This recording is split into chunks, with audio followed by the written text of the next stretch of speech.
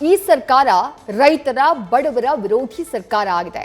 ಕಾಂಗ್ರೆಸ್ ಪಕ್ಷ ಅಪ್ಪಿತಪ್ಪಿ ರಾಜ್ಯದಲ್ಲಿ ಅಧಿಕಾರಕ್ಕೆ ಬಂದಿದೆ. ಕಾಂಗ್ರೆಸ್ಗೆ ಅಭಿವೃದ್ಧಿ ಮಾಡೋಕೆ ಯಾವುದೇ ವಿಚಾರ ಇಲ್ಲ ಅಂತ ಹೇಳಿ ಶಿವಮೊಗ್ಗದಲ್ಲಿ ಬಿಜೆಪಿ ಅಭ್ಯರ್ಥಿ ಬಿವೈ ರಾಘವೇಂದ್ರ ಕಿಡಿಕಾರಿದ್ದಾರೆ. ಮೋದಿ ಸತ್ರೆ ಮುಂದೆ ಯಾರೂ ಪ್ರಧಾನಿ ಆಗೋಲ್ವಾ? ಅಧಿಕಾರದ ದರ್ಪದಿಂದ ಇಂತಹ ಹೇಳಿಕೆಯನ್ನ ಕೊಡ್ತಾ ಇದ್ದಾರೆ.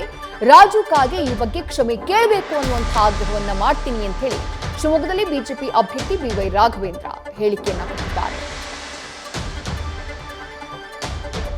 ಇನ್ನು ಯಾವ ರೀತಿಯ ಪ್ರಚಾರದಲ್ಲಿ ತೊಡಗಿದ್ದಾರೆ ಬಿವೈ ರಾಘವೇಂದ್ರ, ಹಾಗೆ ರಾಜು ಕಾಗೆ ಅವರ ಹೇಳಿಕೆಗೆ ಸಂಬಂಧಪಟ್ಟ ಹಾಗೆ ಏನ್ ರಿಯಾಕ್ಟ್ ಮಾಡಿದ್ರು ಬನ್ನಿ ನೋಡೋಣ. ತುಂಬಾ ಚೆನ್ನಾಗಿದೆ.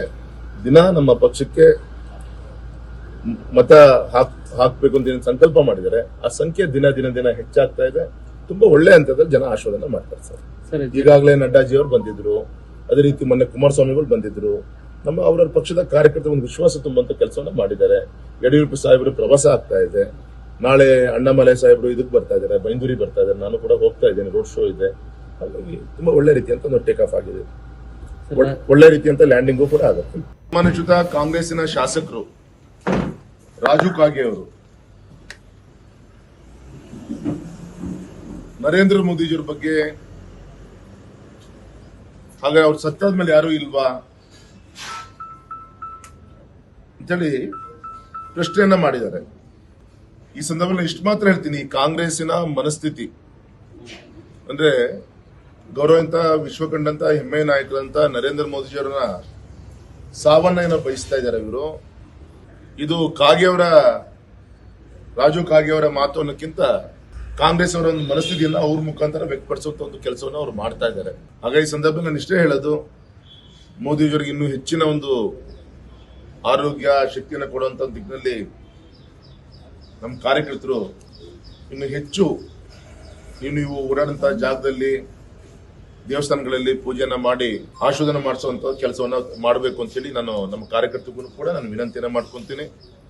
ಎರಡನೇದು, ಇನ್ನೊಂದು ಮಾತು ಹೇಳಿದ್ದಾರೆ ಅವರು, ಹೋದ ಬಾರಿ ಲೀಡ್ ಕಮ್ಮಿ ಬಂದಕ್ಕೆ ನಾನು ಕರೆಂಟ್ ಎಷ್ಟು ಬೇಕಷ್ಟು ಕೊಡ್ಸಿದ್ದೀನಿ, ಈ ಸತಿ ಹೆಚ್ಚು ಕಮ್ಮಿ ಆದ್ರೆ ಪರ್ಮನೆಂಟ್ ಆಗಿ ನಾನು ಪವರ್ ಕಟ್ ಮಾಡಿಸ್ತೀನಿ ಅಂತ ಹೇಳಿದ್ದಾರೆ.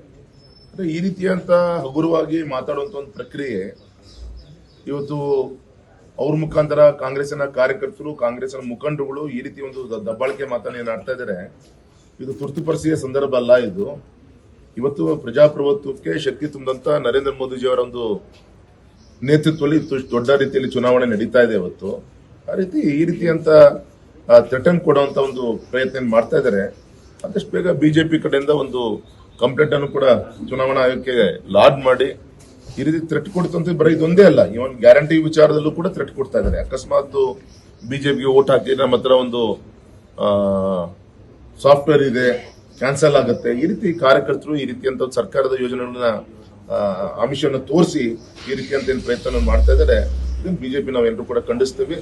ಮತ್ತು ವಿಶೇಷವಾಗಿ ರಾಜು ಕಾಗೆ ಅವರು ಕ್ಷಮೆ ಕೇಳಬೇಕು, ಕಾಂಗ್ರೆಸ್ ಕ್ಷಮೆ ಕೇಳಬೇಕು. ಮೋದಿಜಿಯವರ ಒಂದು ಸಾವನ್ನ ನಿರೀಕ್ಷೆ ಮಾಡುವಂತ ಹೇಳಿಕೆ ಕೊಡುವಂತ ಈ ನಾಯಕರ ವಿರುದ್ಧ ಅಂತ ಹೇಳಿ ನನ್ನ ಸಂದರ್ಭದಲ್ಲಿ ಹೇಳಿ. ನ್ಯೂಸ್ ಫಸ್ಟ್ ನಿರ್ಭೀತಿಯಿಂದ ನಿಮ್ಮ ಪರವಾಗಿ.